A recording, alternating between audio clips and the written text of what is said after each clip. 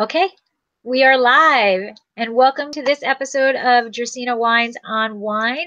And I am so happy because we are doing a wine pairing weekend chat this Saturday, and it is all about women in wine and women winemakers. And as soon as I heard that, Cindy Cosco from Passaggio came to mind, like instantaneously. So I asked if she would like to be on this Dracaena Wines on Wine, and she graciously agreed, and I am very happy to have her here. So say hi. Hi, everybody. Thanks for having me. I really appreciate it. Yeah, Mike and I love your wines. We love you. It's awesome to know you, be able to talk to you, come visit you at your tasting room. And really, you are really the first person that pops into mind whenever. How long have we known each other? How long has it been? I don't know. We meet on Twitter. Yeah, we did meet on Twitter, and then we visited. Yeah. Then the connection with John and Karen of Jean Edwards Cellars. Right. I don't know. It's been a while. Forever, doesn't it? Yeah, it really does. But it's got to be at least 5. At least 5 years, I think. At least 5 years, and yeah, probably about that because our first vintage was 13. Okay. So it was probably right around that. So 4.5, 5 years. Okay. Yeah, can't believe it's 2018 already. Yeah. Amazing. Who knew? Yes. And it's kind of early for you, so thank you for taking a break in the middle of your day. You're welcome. But it's Friday, so this is how we take a break in the middle of the day. There you go. Oh, and that's a good one. That's a good one. Yeah. Yeah, I'm a little, it's 5 here. I'm on the wrong coast again, as usual. So I'm already onto the wine. All right. But it is past 5 o'clock for me, so we're good. But anyways, I wanted to get you on here to share Passaggio wines with everybody and let them know a little bit more about you and a little bit more about your wines and how they can get your stellar wines and all of that good stuff. Okay. But it's I love your story because it's so like, Mike and I were scientists first, and, then we got into the wine industry, and you are another person who is pursuing their passion and, going in this direction in life and, That's right. left turn going into the wine industry. But so you actually grew up in West Virginia, right? I did. I'm a mountaineer. And I have to say, I actually, Mike and I watch a lot of college sports, college basketball. I kind of thought it was mandatory you had to be a mountaineer. If you grew up in West Virginia, you had to be a mountaineer. But you did it. You went to Florida. Went to Florida. So, I wanted to get out of West Virginia is what I wanted to do. Yeah, that was the furthest thing from my mind was to stay there, but wanted to go to college, so I went to Florida. Yeah, and what were your educational goals? I was actually pursuing a music career. See, I learn something new every day. Just don't tell anybody. No. Oh, well, now the people are going to know now. Yeah. What did you want to do? So I was traveling and singing with a group down there. There were 6 of us in the group that I traveled with and sang with. Wow! So you want to do records at like albums and things like that, or I don't know. I don't know how far that was going to go, but it didn't last very long. I can tell you that. Did you graduate with a music degree, or did you change?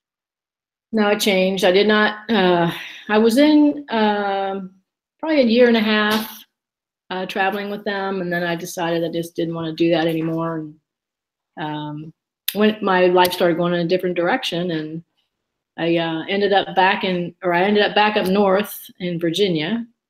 Got married, ended up back up north in Virginia, and started pursuing different goals that I had. And one of my goals when I was younger, I had 3 basketball scholarships.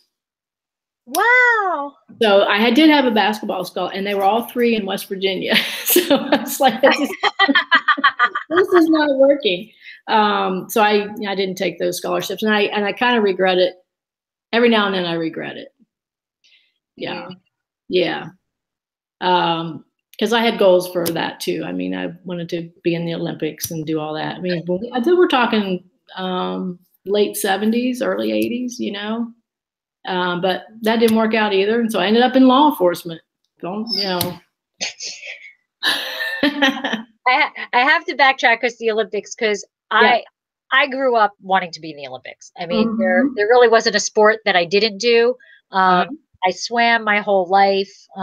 You know, I played tennis, basketball, and softball. I lettered, all 4 years in all 3. I played in college, like I grew up wanting to be in the Olympics. Right. Like, when I say that, I'm like, did you, come on. I'm like, the Olympics are on. And he's like, whatever. And I'm like, oh my God, did you not want to be an Olympian when you were a kid? I know. It's like something oh man. Yeah, it was just something. It was so, back then it was, I mean, I don't know what it is like now for kids, but it was just something you aspired to, I know. I'm like, I'm so happy you said that, because I started to think like I was I'm like, no, that was it, man. I'm going to be in the Olympics, Exactly. I don't know for what. I don't really care for that, but I'm going to be in the Olympics, probably my best shot was swimming, but what position did you play in basketball? I played guard. Yeah. I was a point guard too. I'm too short to do anything else. Plus, I kind of do like the center of attention. So, point guard, center field, it's yeah. That's right. So going back. So you ended up in law enforcement. I did. Did you just? I only ended up in law enforcement because I needed a job. Oh, okay. Okay, so it's a good job. I was looking through the paper. This is how this happened. I was looking through the paper, and I saw a big ad. Sometimes they have the big ads. The big ads in the paper, and it was for the correctional center that was in Manassas, Virginia, for a correctional officer. And I said, I bet I could do that. So I applied for the job, got an interview, and that interview led into, now you got to go take a physical, and then you got to take your physical. Now you got to take a psych test, and then you got to get a polygraph. So I passed all that, ended up in the academy, and became a correctional officer first. I worked in the jail. Wow. I think I worked in the jail for 8 years. Wow. That must be a life experience there. Oh man. Yeah. And then I applaud those people that make that a full-time career. And then from there, I wanted to go on the street to be a patrol officer. So I left the correctional field and went to Prince William County Police Department. Oh, okay. And how long were you in law enforcement? 15 years total. 15 years. Okay. And in Virginia, is the magic number 25 also? Like, I think 20 is the magic number at a certain age. Okay. And did you is that where you decided, okay, we're going to make another curve and I'm going to go into the wine industry at this point? Or was there something in between law enforcement and wine? There wasn't anything in between. Got divorced, and then decided that I didn't want to stay in Virginia. What am I going to do? So maybe I could make wine. I don't know. And so, I mean, I've always had a love for wine, and my grandfather, I grew up with wine. So the Italians, quote unquote, the Italians always have wine in the house. And so I grew up with that. So I thought maybe I could go to California and make wine. I didn't know. Right. So you mentioned your grandfather, and that was my next question. Is I know he had a big impact on you in terms of winemaking, whatever. So I'm envisioning little you running around with grandpa and, in the cellar making wine, were you actively involved with it, or was he like, go, go, go, go, I'm making wine? I used to be able to sneak down there and watch him every now and then, but not very actively involved in what he was doing at the time. I think he had, your recollection of things when you're younger are different now. So I think there were 2 barrels down there in the basement, okay, and that he made different wines each year. It was whatever fruit he could get. Okay. So it wasn't. It wasn't. It was usually like a raspberry wine or blackberry wine or something like that, that he was making down there. It was fun to watch, though.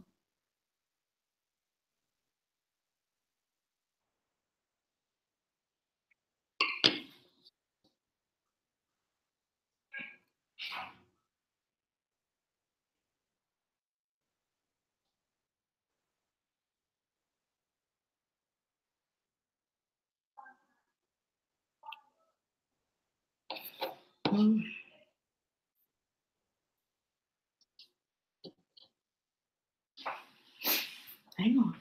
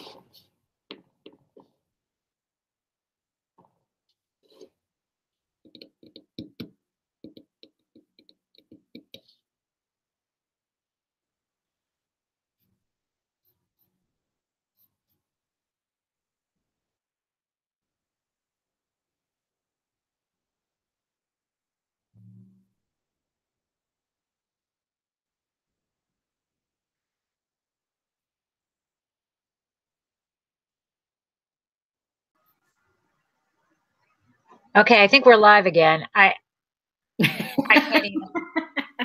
I can't even. It's okay. I really can't even explain what's going on. I have no clue what's going on. Literally, the Wi-Fi never drops here, and twice now. I have no idea. All right. I'm so sorry. Technology. Yes. All yes. right. That's the problem with live, right? Anyway, so I was asking about if your grandfather got the fruit right from the area. Right. He would go down to the local. I remember him going down to the local fruit market, and he would try to get the guy to sell him all the whatever hit, like strawberries or whatever the guy had. He would tell the guy, "Oh, these don't look too good right now," So he wanted to buy up all the strawberries, so he would just buy up all that stuff. That's how he made his wine. Oh, that's awesome! But he led to your love of wine, Yeah, he did. So you settled when you decided to go into wine. Right. How did you explore different wine regions, or was it, I'm going to go to Napa Sonoma? So I would fly out here before I retired. I didn't retire, but before I quit law enforcement, I would fly out here. It took me about 2 years. Once I decided I wanted to leave law enforcement, it took me 2 years to do that. Okay. So during those 2 years, I would fly out here and explore areas, and I fell in love with Sonoma. And that's how I settled on Sonoma. when I moved out here in 2004, I lived in the East Bay, and I lived in El Cerrito in the East Bay. And I thought, well, how in the world? I mean, you get to see all these great wineries, and you get to visit all these places, but how do you get in? I mean, how do you, get in the industry? I didn't know how to do that. So I started working at Bevmo in home of the 5-cent wine sale. That's right. I love that. So in Albany, so there was a Beverages and More, I think is what it is. And so I was working there like 20 hours a week. It about killed me. Standing up on on the concrete floor all day and stocking shelves, and then working the cash register, and and then they always want you to work more because someone else called in and you got to go fill in. So there's this guy that would come in on Saturdays, and his part-time job was there on Saturdays, and he would do the dollar tasting that they had in the back of the store. Okay. So I would go back and talk to him all the time because I was real interested in, because he would talk about the wines and what he was tasting, stuff like that. And I was pretty interested in that. Found out he worked for Chateau St. Jean during the week. So I told him what I was trying to do, and he says, and this is July of 2004. Okay. And he says, well, I could probably get you a harvest temp job for this harvest. And they said, they're going to be hiring next month in August. And I said, really? I was like so excited.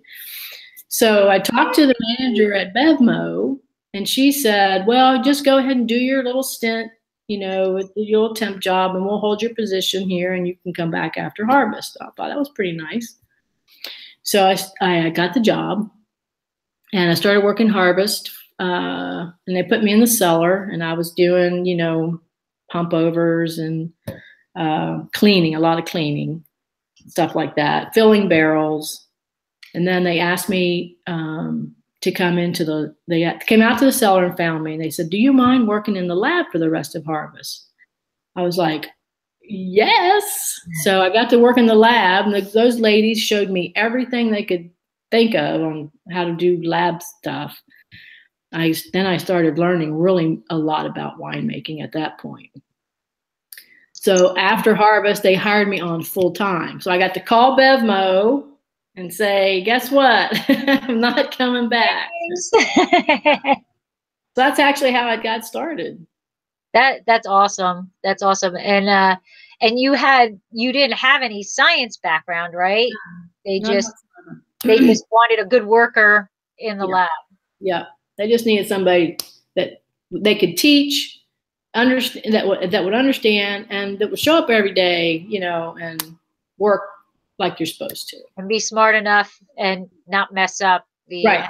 This is the instruction. This is the work order. You take the work order out to the cellar, and this is what you're supposed to do. So yeah, and that was love from the beginning. Oh man, I was in seventh heaven, and I was driving from El Cerrito to Sonoma, which was 50 miles one way. Wow. And, and I look back on it, and I'm like, right now, if I had to do that right now, I'd be like, oh my God. I look back on it, I was so excited about doing what I was doing that drive didn't mean, it was nothing. Wow. It was nothing. So 100 miles a day, it was nothing at the time.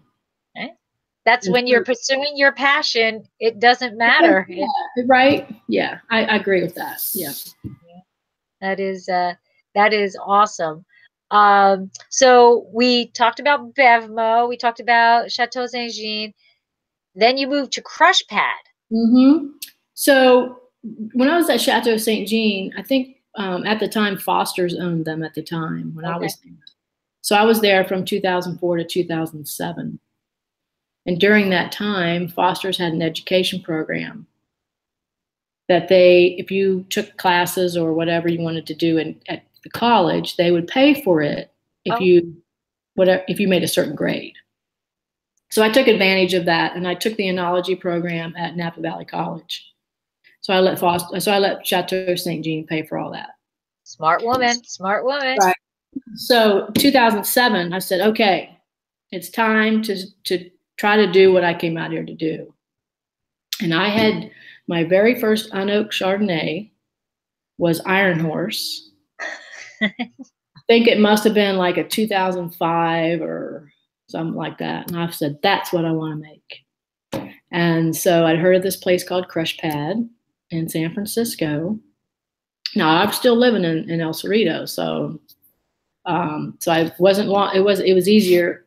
It was not easier to get from El Cerrito to San Francisco as it was to get from El Cerrito to Sonoma. Trust me. But I went to their open house. I talked to the head winemaker, and it was phenomenal. The place was just phenomenal. They were doing all kinds of stuff, and I told him I wanted to make an unoaked Chardonnay. And at the time when we were talking, he offered me a job.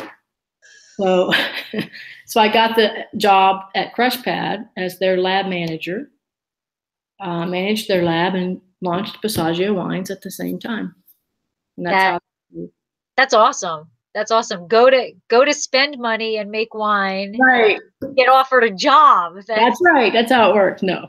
Yeah. Sometimes, you're just at the right place at the right time. Right. Right. And just, them sending you in Chateau St. Jean saying, hey, you want to come into the lab today? Oh, right. That's probably, he's like, oh my God, here's somebody with this experience. We can do this. That's phenomenal. And, without the labs, that's another thing that people don't get. The lab analysis is a lot and very important, Very important. Yeah. I mean, there's only so much, you can't always look in or smell what's going on, because pretty much by the time you can smell, it's not a good sign if you walk into that barrel room. Right. You got to know you're getting to that point. Right. Right. Okay. So then you went from Crush Pad, and, Crush Pad closed. So were you with them when they closed? So Crush Pad moved from San Francisco to Napa, and I went with them then. And at that time, this was 2010, they promoted me to, I made all the white wine. I was head of the white wine program for Crush Pad in Napa. And then a year later, we're moving to Sonoma. So they moved from Napa over to Sonoma, and we shared the space in Sebastiani. Oh, okay.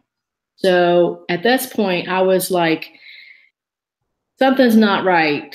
We've moved, this is not good. And so I decided to get out. So I left Crush Pad before they went under. Yeah.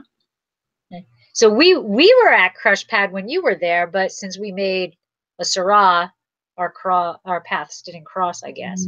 Yeah. So, because we did a 2009, I think it was, from White Hawk Vineyard. So we great fruit there. Yeah. Oh yeah. Yeah. That was, I still have a couple of bottles of it, and I'm like, this is still, I mean, it's past, but it's still there, and it's still good. But yeah. So when were you there first? Were you there was that your first 2009? Yeah, but that was not Dracaena Wines. Okay. So that was another name that I cannot say. Okay. So you can tell me later. Yeah. So that was another name and I tried very desperately to keep that name when we went, because that we didn't sell. That was for us.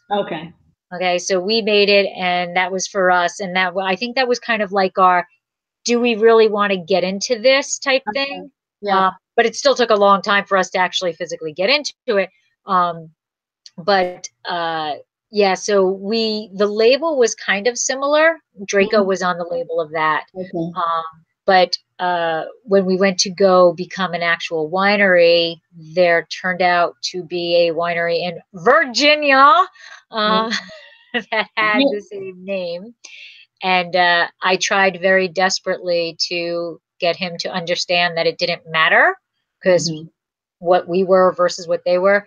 he wanted nothing to do with it. And so we had to start brainstorming for other names. But I'll tell you that name off video and recording. Okay. But so what was, there's always that, you're climbing, and you're like, all right, I'm going to do this. I'm going to do this. I'm going to do this. I'm doing this. So when you were at Crush Pad and you went to make your unoaked chard, was that for retail? Yes. You went right to retail. You didn't do any, let's kind of goof around with, let's have fun, make wine stuff. So they had I think, I don't remember what the minimum was there. Maybe 1 barrel. Do you remember? I don't remember. But anyway, I made 2 barrels of unoaked Chardonnay. It might have been 2 because 2 was the minimum. I can't remember. But anyway, so I said, well, if I could sell 50 cases, I'll be good. So I made the 50 cases and I sold it. And at that time, we're talking 2007. So that was the first vintage. And so we're going into 2008. Around that time, social media was just beginning to boom. So there was Twitter and Facebook. And I was like, first of all, I was like, I was never going to go on either one. Right? I was there. Yep. What the heck is this? And I don't want to have any part of it. And then a good friend of mine who used to be the winemaker at Gunlock Bun Shoe, Linda Trotta, called me one day and she said, Cindy, they're having this this conference on how to do social media, how to get on Twitter and Facebook for your business. And I was like, what? She says, would you go with me? And so I said, sure, I'll go with you. So, and I had a BlackBerry phone at the time, right? Those were the thing. Remember the BlackBerry? When the rollerball came out on the little BlackBerry thing, you were great. But anyway, so we went to this little seminar thing and I walked out of there and I was like, okay, so how do you do this? I was intrigued, right? So I got on Twitter and I got on Facebook and I sold all those 50 cases on social media. So I know it can be done. So anyway, so after those 50 cases, I said, well, I'll double that, and I made 100 cases the next year and so forth and so forth. You're braver than we are. We're not growing. We're not doubling every year. I am not doubling every year. But I mean, realistically, we sell everything social media. Yeah. I mean, because no tasting room. That's right. So nobody's going to know who we are unless that's how you do it. On social media. But I know what you mean because my office mate at where I teach, she's a lot younger, and she was like, "Oh, you've got to get on Facebook." I'm like, this was before winery, and I'm like, I am not going on Facebook. This is just right. I'm not doing it, whatever. Yeah. And she's like, no, you're setting up an account, So I set up an account, blah, blah, blah. Now, now I can't even, now I've got my personal account. I've got the Dracaena account. I've got Cab Franc Day account, whatever. And then she did the same thing with Twitter. She's like, you've got to be on Twitter. And I'm like, ugh. I'm like, all right. So I got on Twitter, and I kind of found my way on Twitter. And now I can't even tell you what my password is for my personal Twitter account. I have no idea. But I mean, I live on Twitter now. Then Instagram came about, and she didn't have to talk me into Instagram. I kind of was like, yeah, I got the flow now. I know I got to do this. But she's still big into Snapchat, and I've tried it. I'm on it. I use Snapchat to talk to my friends. I don't do anything else with it. Yeah, I tried doing it. Yeah. I don't think it's the people who are buying my wine. No. I can't get into the let me take a picture of me and put a hat on me. I like all the faces. Yeah, they're cute, but that's not selling. It's not selling a Cabernet Franc, or rosé. It's not. It's not. So I don't really go on Snapchat, but it's there, But it really is all about social media. There's no, for us, there's absolutely no way. And for you, you have the tasting room, but people have to find out about the tasting room. Well, the thing about getting started too with, and back then in 2007 with Facebook and Twitter, was also bloggers were becoming a big thing as well. And so I noticed that when you're on Twitter and Facebook, you're noticing all these bloggers. So I decided to start sending wine to these bloggers. So some of the very first people who wrote about my wine were Elizabeth Smith, the travel wine chick, Grace Hoffman.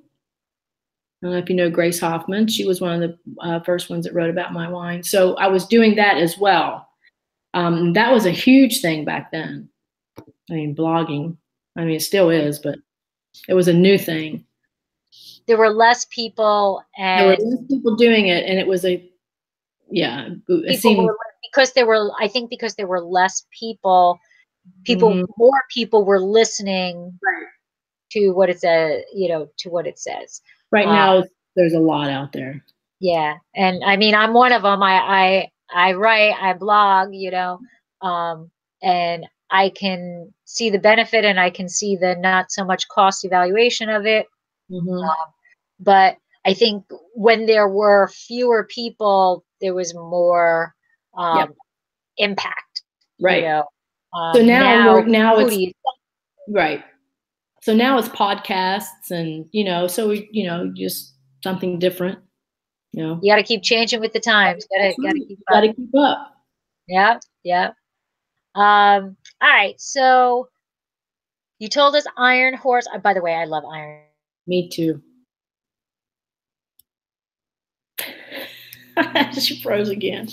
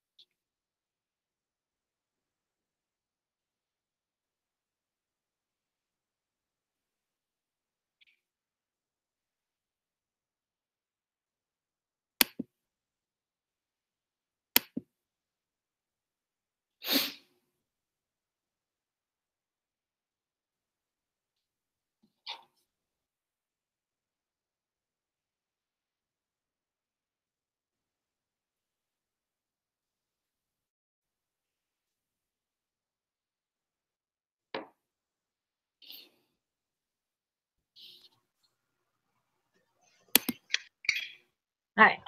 I'm going to scream. Take another drink. I do these all the time. I can't. Do these all the time. It has never happened, and it's happening like 10 times today. Oh. Okay. Oh my God. Oh. Cheers. Cheers. Sláinte.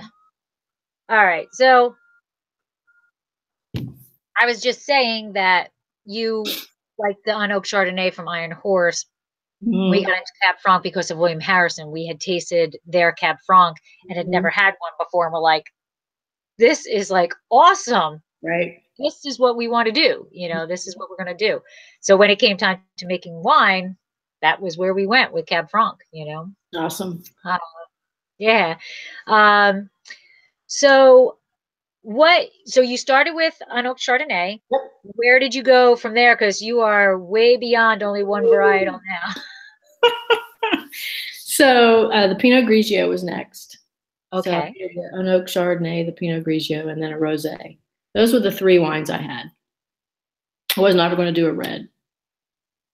And you just froze again. Oh.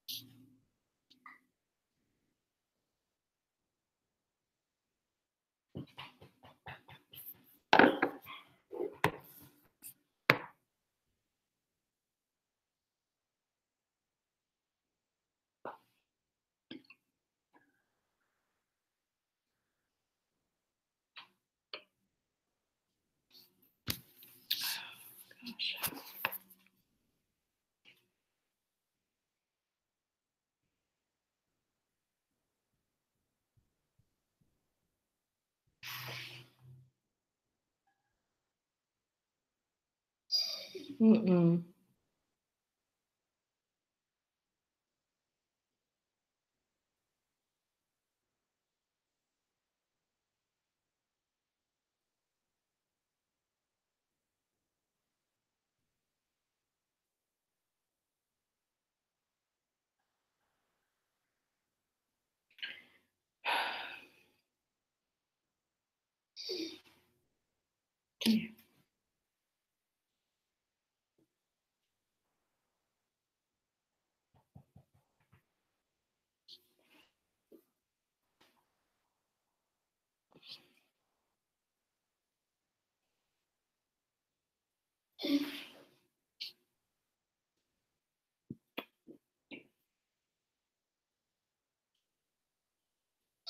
No.